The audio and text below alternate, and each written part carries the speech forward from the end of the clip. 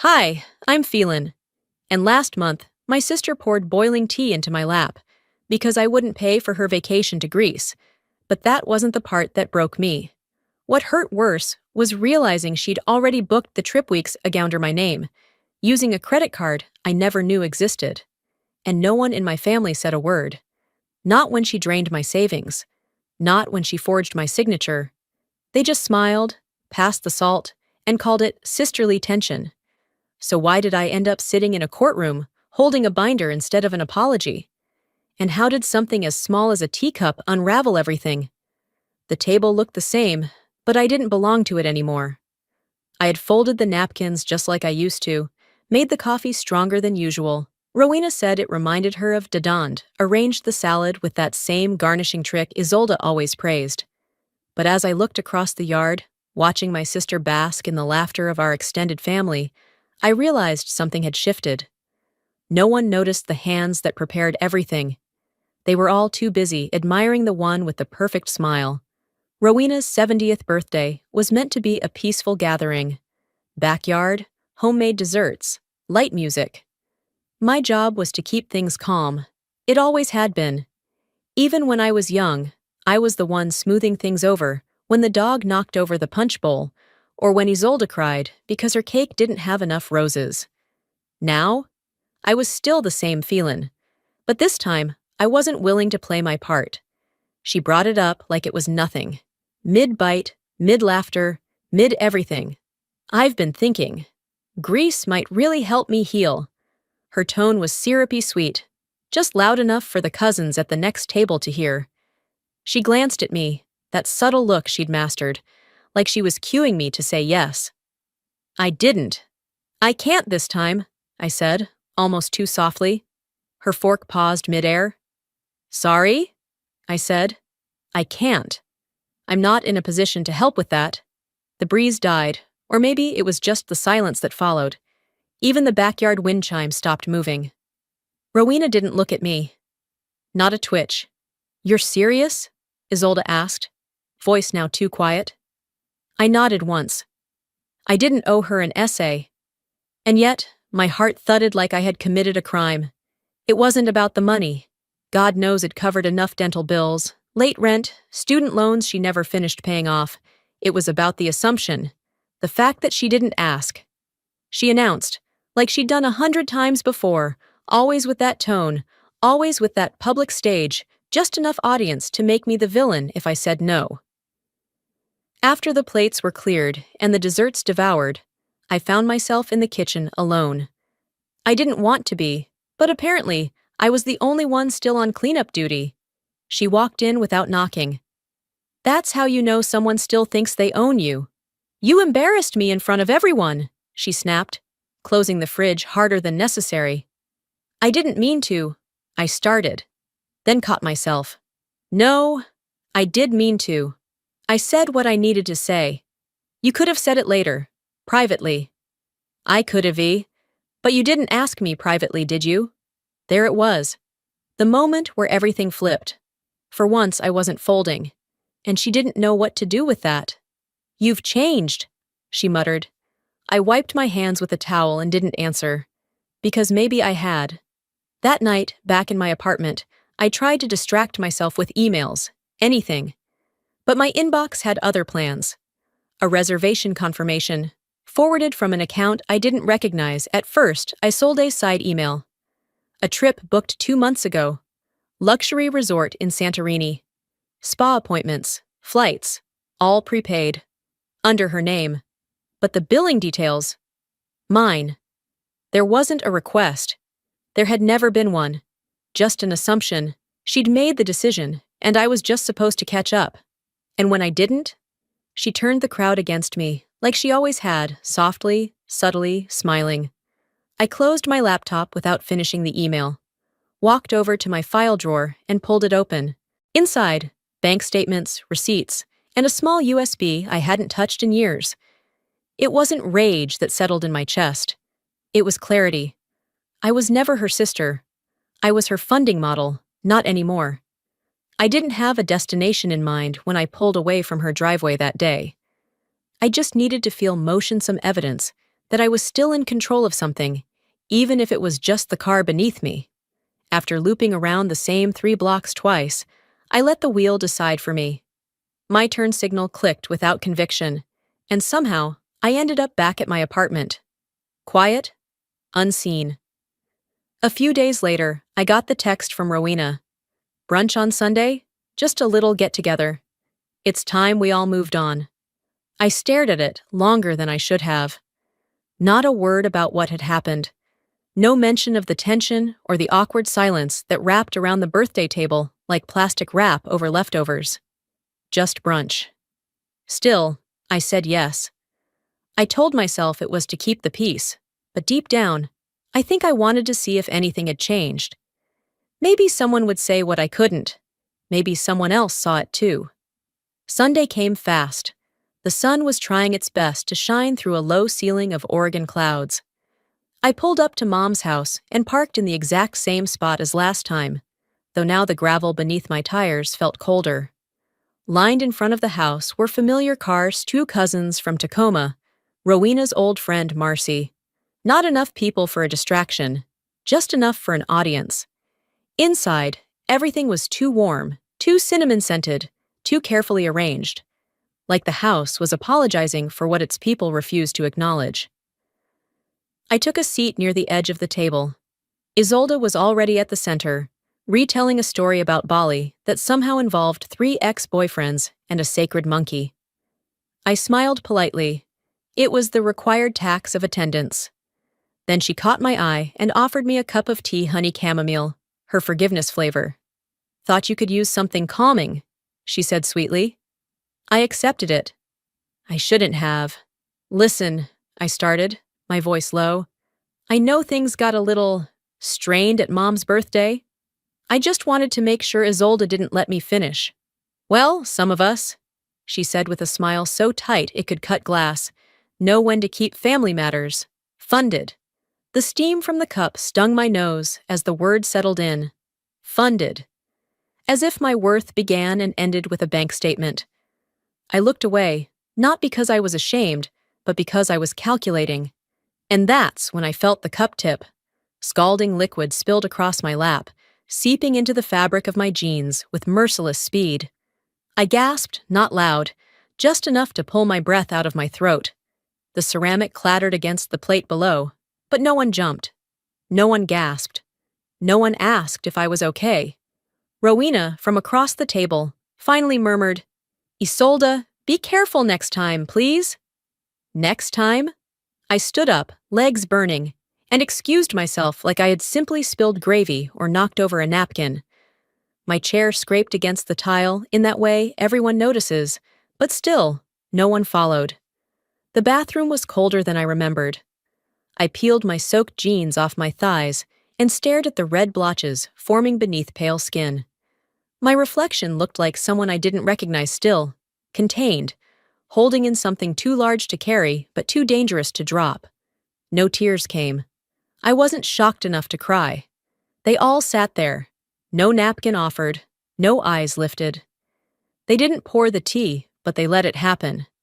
I toweled off what I could, changed into old yoga pants from the emergency bag I kept in my trunk, and walked back through the hallway. Laughter erupted from the kitchen, Isolde's voice, telling Mom something about airline points. I didn't interrupt. I gathered my coat and purse quietly, said a soft goodbye that no one heard, and let the front door shut behind me with its usual creak. The wind outside wasn't cold, but the wet fabric sticking to my skin made everything feel like winter. I walked to my car with measured steps, holding myself as if I might fall apart otherwise. Once inside, I sat motionless, keys still in hand. My phone buzzed. It was a calendar alert I hadn't seen in years. Dentist appointment for Isolde, paid by you. I laughed, one short, bitter breath through my nose. That burn wasn't the worst part. It was realizing I paid for it. It wasn't rage that settled in my chest that day. It was clarity. Cold, sobering, sharp as glass. I was never her sister. I was her funding model, her fallback, her plan B, not anymore. After that brunch, After the insult and the burn literal and emotional, I didn't storm out of the house in a blaze of fury like someone in a movie. No, I moved through the next few days like I was walking underwater. The world kept moving, but something inside me had stilled. I was brushing against invisible walls, things I hadn't named yet, but had always been there. 3 days passed. Then, on a quiet Wednesday afternoon, I texted my mom and said I'd be stopping by to grab a few old college books. It was a thin excuse, but it worked. Something casual, familiar, believable enough not to raise any alarms.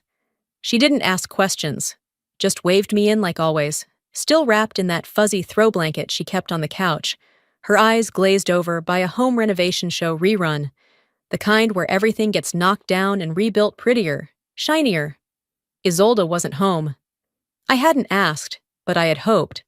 I made my way down the narrow hallway to my old room, the one they still called yours when they needed something, but that had quietly become a storage closet with better wallpaper. The door creaked the same way it always had, a sound that used to mean comfort. Now it just sounded tired. The scent hit me first, lavender and thyme. Faint, like a memory. Everything was still there, the peeling floral wallpaper I used to hate, a shelf of knickknacks that hadn't meant anything in years, and a dusty science fair trophy I barely remembered earning. A bulletin board still hung above the desk, empty save for a few faded pushpins. No photos, no notes, no evidence I'd ever lived a life in that room beyond what they chose to leave behind. I crouched to look beneath the bed. There was a bin labeled "Photos What I Had Come For," or at least what it said I was coming for. But then something else caught my eye. Another box. No label, just dust and weight. I hesitated, then pulled it out slowly. The lid resisted. I lifted it anyway. Old envelopes, receipts, some tax paperwork, a few things shuffled into folders. At first, it looked like the usual clutter until I saw my name. A manila folder. Phelan scribbled across the front in blue ink like an afterthought. I opened it with fingers that had gone cold. Inside were papers, photocopies of credit applications, some from years ago. One listed an old apartment I hadn't lived in since my mid-20s. Another had my social security number, but it wasn't written in my handwriting. My stomach turned. Then came the email printouts, application confirmations, payment plans, a customer service response from a furniture store I'd never been to. The IP address didn't match mine. I didn't even recognize the login details. Page after page, my name-me identity used like a discount card. Over and over, dozens of purchases, dozens of lies. And suddenly, I knew. This wasn't a slip-up. This wasn't a one-time emergency or a desperate mistake made in a crisis. This was infrastructure, a system, and I'd been the foundation. Beneath the folder, tucked between a stack of receipts, was a photo. Me and Isolde, standing outside my beat-up Camry. I recognized the moment before I remembered it. She'd just finalized her second divorce. Her credit was shot. She'd cried on my couch for hours that night, saying she couldn't sleep from the anxiety. I sold my car that week, took the bus, walked in the rain, told myself it was temporary. That's what sisters did. She'd hugged me with tears in her eyes and whispered, "I'll pay you back with more than money, I promise." What came after wasn't payback. It was more asks, more guilt, more silence. And now, here was the proof. I sat down on the edge of the twin bed. The springs groaned beneath me, like they had the night I sobbed into this same mattress after my first breakup, thinking the world had ended. But this grief was older. It had been waiting. She hadn't made a mistake. She had made a strategy, one that only worked if I stayed confused, or loyal, or ashamed. But I wasn't any of those things anymore. I pulled out my phone and began taking photos, one document at a time. No flash, no filters, just evidence. When I finished, I put everything back exactly as I found it. Folder, lid, box. The dust would settle again, like nothing had changed. But everything had. As I walked back down the hallway, my heart thudded low and steady. In the living room, Mom was sipping tea, half listening to a couple argue about tile samples on TV. "Oh, before you go," she said, not looking up, "tell Isolde thanks again for fixing that credit mix-up last year. She really saved the day." I stopped, just for a second. My fingers tightened around my phone. My mouth opened, closed. Then I nodded once. Quiet. Distant. Outside, the sun had begun to slip behind the neighbor's roofline, throwing long, lean shadows across the sidewalk. The kind of shadows that only stretch when something is setting. I stood by my car for a while, letting the air cool my skin, letting the truth settle deeper than the betrayal. That day, I didn't just find a box. I found her blueprint, and I was done being part of it. The walk home was a blur of concrete and silence. I didn't take my usual detour by the market. I didn't stop at the corner cafe for a hot tea. I didn't even notice the neighbor's dog barking behind the rusted gate. My thoughts had funneled into one sharp line. That box under the bed, and the things it didn't want to tell me, but couldn't help revealing. The moment I closed the door behind me, I didn't bother to take off my shoes. I tossed my keys onto the counter, bypassed the mess in the sink, and headed straight for the dusty scanner I kept on the shelf, the one I only ever used for lease agreements and old tax forms. I unfolded the papers I'd stealthily photographed from the box and began feeding them through the machine, one by one, quietly, methodically. The only sound in the apartment was the soft whir of the scanner's rollers, steady, mechanical, and oddly comforting. That's when I saw it. A refund form from a local electronics store. I'd never been there in my life. But there it was, my name, printed in bold at the top.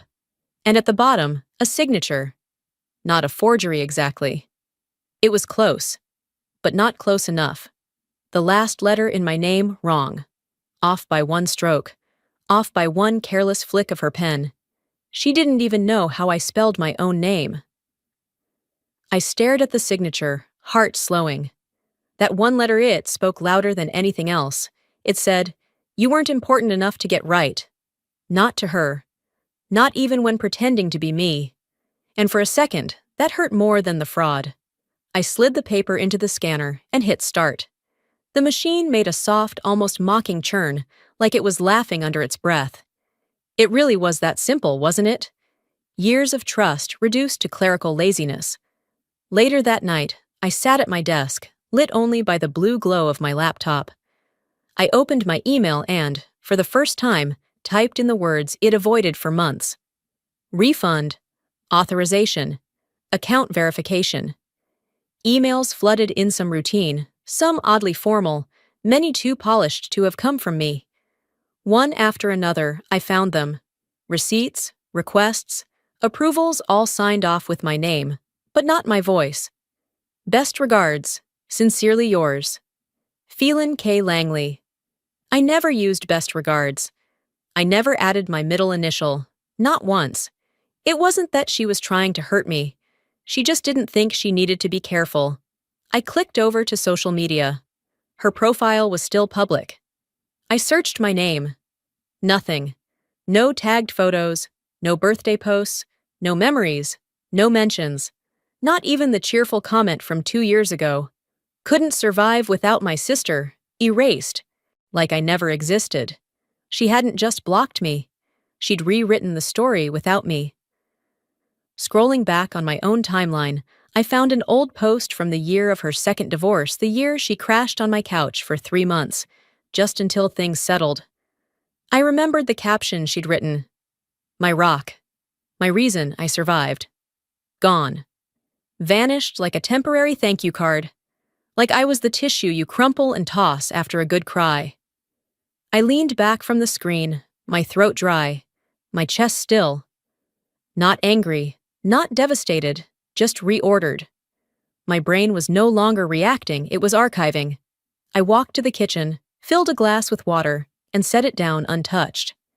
I retrieved the printed refund form from the scanner tray and slid it into a clean folder I labeled in block letters, for legal review. I didn't know yet what I was building, but I knew I had to build it outside of my own memory. This wasn't about confrontation. It was about documentation. I was done yelling into the wind. I wanted a paper trail, one she couldn't delete or reword. As I returned to my desk, my laptop screen dimmed. I closed it softly and let the darkness settle around me. The quiet wasn't lonely, it was deliberate. I was no longer trying to be heard. I was preparing to be believed. Then I remembered Thora. She worked part-time at the local credit union. Kind, detail-oriented, the type of person who remembered everyone's birthday and once helped me straighten out a card fraud situation when my debit number was skimmed. I messaged her, "Hey, could use your eyes on something weird if you have a sec." 10 minutes later, the screen lit up. Video request. Thora's face appeared freckles, glasses slightly crooked, a wall of ivy spilling over her porch in the background. "You look like you just saw a ghost," she said. "Close," I replied. "A ghost with my handwriting." Her brow furrowed. "You mean that thing from last year?" I didn't want to jump the gun, but now... She reached off-screen and returned holding a folder. Yellow, labeled, worn. "I kept a copy," she said. "Didn't sit right. I figured just in case." She turned the camera, and there it was. A form submitted under my name. Same handwriting, same clumsy initials, same signature slip-up. I closed my eyes for a second, breath steady. Some debts don't get paid in money, they get paid in evidence, and I had just collected my first receipt. That same sentence kept looping in my head as I parked outside my mother's house. Pattern confirmed. Not just a gut feeling, any more proof. Tangible, layered, cold. I stared at the worn siding of the house, clutching the old storage box in the passenger seat like armor, half filled with random paperbacks and cookbooks I didn't want back, the other half just space. I needed an excuse to walk through that door, to sit across from her without storming in like a daughter on fire. When Rowena opened the door, her smile was soft, too soft. That kind of rehearsed gentleness people put on when they know what's coming, but want to pretend they don't. "Isolde's out running errands," she said like it was the news I came hoping to hear. It wasn't. But I nodded anyway. The house smelled like overripe bananas and something sterile lavender floor cleaner, maybe lemon. Comfort and concealment, under one roof. Every creak of the floorboard brought up a memory I didn't ask for. But I followed her to the kitchen anyway. We sat across from each other, not talking. There were teacups between us, untouched. "I wasn't here for tea." "I saw a new picture on your fridge," I said, keeping my tone flat. "Oh, that?" Rowena's voice went up a notch. "Marcy brought it over. From the reunion last year." Last year. The reunion I wasn't invited to. I remembered the photo. It used to have me in it smiling, caught mid-laugh. The new version on her fridge didn't. I'd been cropped out so cleanly, you'd think I never stood there. "A lot can be edited out these days," I murmured. Rowena offered a small, fragile smile, but didn't comment. I leaned back, fingers curled around the ceramic cup, still untouched. "I found some things," I said after a beat. "A few things, actually. Refund forms, open accounts, emails in my name." She sipped her tea finnily, like she'd been waiting for a cue she wasn't sure would come. "She's just been stressed, Phelan. You know how she gets. When money's tight and she feels overlooked." She used my name, Mom. Not just once, multiple times. Opened refund claims, submitted online forms using my credentials, deleted me from family photos online, even changed our settings so I'm not tagged in anything. Rowena's expression tightened, but she kept her voice calm. Controlled. "She didn't mean to hurt you." "She knew," I said clearly. "She chose." That landed. Her eyes didn't dart away this time. She just looked still, as if the words had weight, but she wasn't sure how to carry them. I didn't wait for a defense. I'm not going to let it happen again. If it does, I'll take action. Real action. Legal. Rowena's cup paused halfway to her mouth. When she set it down, her voice lowered. "You wouldn't do that to your sister." I met her gaze. "I didn't." She did. That was the first time we really looked at each other, no filter, no polite script, just truth. The silence that followed wasn't agreement, but it wasn't denial either. It just hung there, thick as molasses. I stood. She didn't ask me to stay. Maybe she understood something new now, maybe not. But before I reached the front door, she called after me.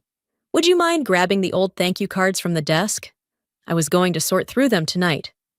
I turned, nodded once, and walked into the front study. Her desk was organized, as always, top drawers labeled, bottom drawers stuffed with older things she couldn't throw away. I pulled the bottom one open. There they were, a thick stack of blank thank you cards. I was about to grab them all when something caught my eye. A card already addressed. To whoever helped me through the last 3 years. It was signed, simply, Isolde. Inside the envelope were multiple identical copies, same message, but with different names penciled lightly at the bottom, like placeholders. Phelan, Mom, Alex, if he helps again. She didn't write me a thank you. She wrote a template. Every kind gesture she'd extended to me in the past few years, every seemingly heartfelt note or posted quote flashed through my mind. They were scripts, placeholders, words for whoever happened to be useful. Even gratitude was a calculation. I took a photo with my phone, slipped the card back like nothing happened, closed the drawer. When I returned to the kitchen, I handed her the stack without a word. She didn't ask what took so long. Maybe she didn't want to know. Maybe she already did. That night, in my apartment, I opened my laptop and created a new folder on my desktop, Isolde Case Building Phase. I dragged in the scanned refund forms, the photo of the thank you card, the bank screenshots Thora had sent me last week. Evidence, all of it. I created a subfolder, Manipulation Evidence. My fingers hovered over the keyboard. Then, without hesitation, I typed, Pattern confirmed. And for the first time in weeks, I felt steady. Some truths don't yell. They're filed in folders. There's a kind of silence that doesn't mean peace, it means precision. That was the silence in my apartment that night, as I finished organizing the last of the documents I'd pulled from Rowena's drawer. Manila folders lined my desk like a timeline of things no one ever wanted to speak out loud. But paper never lies. The ding of my phone broke the silence. An email. Bank fraud alert. I expected something small, maybe a flagged login attempt, maybe a phishing warning. But as soon as I saw the subject line, unusual activity, on account ending in 779, my stomach tightened. The card it referenced had my name, my old address, even my old office phone. But I didn't remember applying for it. Not ever. Curious but calm, I clicked the activity log. Within seconds, I wasn't calm anymore. Over the past 2 years, the card had funded shopping sprees at high-end boutiques in Seattle, a $3,200 wellness retreat in Arizona, and a spa weekend in Sedona that included something called a sound bath immersion. Each charge was marked verified. Each location, it'd never set foot in, but I knew exactly who had. Phelan. Her name wasn't on the card, but her fingerprints were all over it. She hadn't just hurt me once. She was still taking.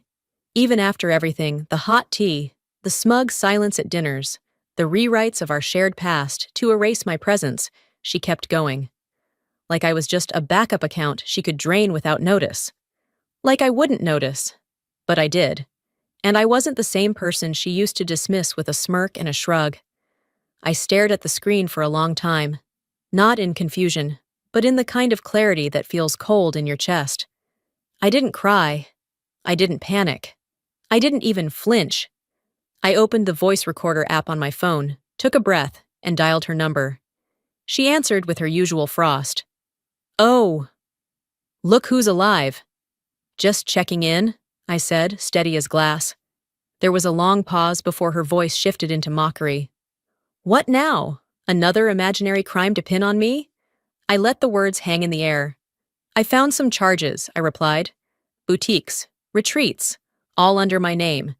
Curious, huh? She laughed. Not a nervous laugh, a smug one, a familiar one. You always fold, Phelan, she said. That's your thing. You discover something, panic, then let it go. You've never followed through in your life. She thought I was still her mark. I ended the call. No goodbye, no explanation, just one quiet tap on the red button and a saved recording. Oregon's one-party consent laws meant I didn't need her approval to use it, and for once, the law was on my side. I clipped the bank statement to a folder I'd already labeled restitution. I added the email, the call recording, and the file from the card issuer. I printed screenshots and labeled every page. I wasn't raging. I was building. I wasn't looking for an apology. I was assembling a case. That night, I stayed late at the office. The copier droned like a lullaby as I made 3 full sets of every document. 1 copy stayed in my desk, 1 in the safe at home. The 3rd went into my canvas tote bag, nestled next to an old notebook where I'd kept a business card for over a year. Juno McKay. She had spoken at a retirement seminar I helped organize. A sharp, composed attorney with a gift for saying terrifyingly true things in a calm voice. I remembered her words clear as day. Documentation beats drama. Every time. I found her card still tucked between the pages of that old notebook, called the number, and to my surprise, she picked up herself. We arranged to meet 2 days later at a quiet cafe downtown, just across from the Lane County Courthouse. She wore no makeup, no jewelry, just a sharp black blazer and a kind but no-nonsense expression. When I handed her the folder, she didn't open it right away. Instead, she asked, "Are you filing this to feel better or to make it stop?" "Both," I admitted, "but mostly to make it stop." She nodded once. "Then, we'll do it clean, quiet, legal, no spectacle, no family showdowns, just facts." That night, I sat on my bed with the folder still in my lap. I didn't daydream about confronting Phelan or making her grovel. I didn't want revenge. I wanted restoration. I wanted to be left alone. I wanted to no longer carry the burden of her choices. And for once, I had the tools to do just that. By Friday morning, I was ready. No courtroom glamour, no dramatic music. I wore dark jeans, a simple blouse, and flats I'd owned for years. I looked like someone running errands.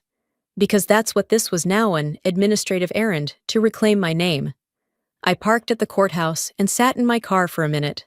My hands were sweating on the steering wheel, but my heart was steady. She didn't need to confess. She already had. I had the tape. I had the receipts. I had a lawyer who believed in order over outrage, and most importantly, I had myself. Not the girl who folded. The woman who files. The loudest thing I ever did was show up with proof. That's what I kept reminding myself as I opened the email from Thora. Her subject line was vague.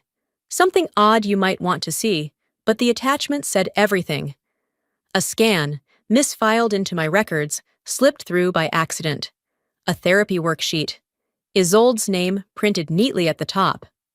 I stared at the handwritten notes scrawled in the margins. Emotional leverage.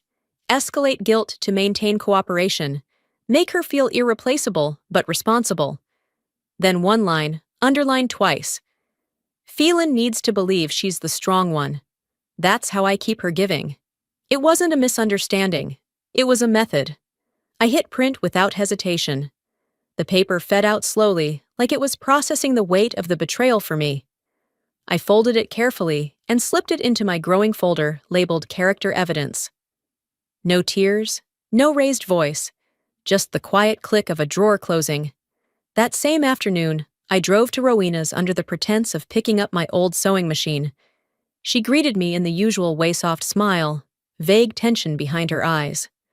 I followed her into the kitchen, and she poured tea like nothing had ever happened. Like I hadn't been erased from family photos. Like I hadn't been burned, erased, and gaslit in her home. "You look tired," she said gently. "I've been thinking," I replied. "About court?" She blinked, then sipped. "Oh, Phelan, that's too far. She's your sister." "She used my name," I said flatly. "Opened accounts, lied. That's fraud." Rowena looked away, eyes lingering on the framed photo of the 3 of us from years ago, barely 20, trying to smile through Isolde's tight grip around my shoulders. "She only used your name once," Rowena said after a pause. "That I know of. She told me after it was done." I froze. "You knew?" My voice didn't rise, but the air around it cracked. She said she needed it, Rowena murmured. I thought you'd understand. That was worse than the lie, worse than the silence, that assumption that my kindness would stretch forever. I stood. The tea was untouched. I do understand, I said. That's why I'm filing. Rowena didn't stop me from leaving. I didn't slam the door, didn't say a word more. I walked out the same way I walked in, alone and fully awake. 2 hours later, I sat in Juno McKay's office. The folder lay open on her desk. She skimmed through each document slowly, eyebrows narrowing just slightly at the therapy note. When she reached the printout of the email thread, showing the unauthorized accounts, she stopped. This isn't just about money anymore, she said. This is documented emotional abuse. I nodded. I want this clean, I told her. Not theatrical. Just done. You've done your part, Juno replied. Now let the process handle the rest. As I sat across from her, I didn't feel small or vengeful. I felt right. I had spent so long trying not to become the problem, I hadn't realized how many problems it enabled by disappearing into myself. The silence they weaponized, I was repurposing it, turning it into data, testimony, evidence. Juno looked up, folding her hands. Are you ready to file the claim? I took a breath. Yes. No tremble, no pause. They used silence as protection. I'm about to use it as evidence. The courtroom gave me distance. But what I needed now was direction. I stood in front of my closet longer than necessary, staring at a row of clothes that suddenly felt like costumes. Eventually, I reached for the black suit I'd worn to Dad's funeral. Not because I was mourning anything, but because something was being buried today. The version of me that used silence as protection. The one who waited for someone else to call it abuse before she believed it herself. When I stepped onto the courthouse steps that Monday morning, I didn't feel small. I felt exact. Isolde arrived 10 minutes late, wearing a blouse that said brunch and heels that said this wasn't serious. She barely looked my way. She still thought this was a misunderstanding dressed up as melodrama. A phase. A bluff. She looked for Rowena. She wasn't here. I didn't smile. I didn't nod. I just sat beside Juno McKay, hands folded over the sealed binder in my lap. Everything we needed was inside scans, transcripts, signatures, timelines. My voice, captured in silence. As the judge entered, Isolde finally looked toward me. She didn't speak, but her eyes narrowed. Maybe she realized I hadn't brought emotion. I'd brought paperwork. Juno started by laying out the documentation in order. The unauthorized card accounts, the misused refund requests, the scanned receipts with forged initials. Then came the audio clip. I watched Isolde as it played. I watched her swallow hard when her own voice spilled from the speaker. You've never had the guts to fight me. You fold every time. She looked like someone who had just realized the match she struck lit the wrong side of the room. When it was my turn to speak, I stood. Not tall, just steady. I'm not here to prove a feeling, I said. I'm here to prove a pattern. This isn't personal hurt, it's documented theft. It's systemic manipulation. And it ends now. I didn't raise my voice. The facts were loud enough. The judge didn't need much time. Restraining order granted. Financial access revoked. All known accounts frozen pending further review. Mrs. Isolde Langley is prohibited from using the plaintiff's name in any legal, financial, or digital context effective immediately. Isolde tried to object. You had your chance to respond, the judge said firmly. Now she has her protection. When I walked out of the courtroom, I didn't feel victorious. I felt restored. Later that evening, I drove to Isolde's townhouse. No confrontation, no notes under windshields. I opened the mailbox and slipped in a small manila envelope. Inside was a color copy of the spa receipt, the forged signature. A single handwritten line. This is the last time you will ever use my name. I didn't wait to see if she'd find it. It wasn't about reaction. It was about record. At home, I passed by a photo of us on the hallway shelf last Christmas together. She was laughing. I was mid-blink. I pulled it from the frame and slid in a new card. It read, "Some sisters share blood. Others just share a surname. Temporarily." The courtroom gave me distance, but what I needed now was direction.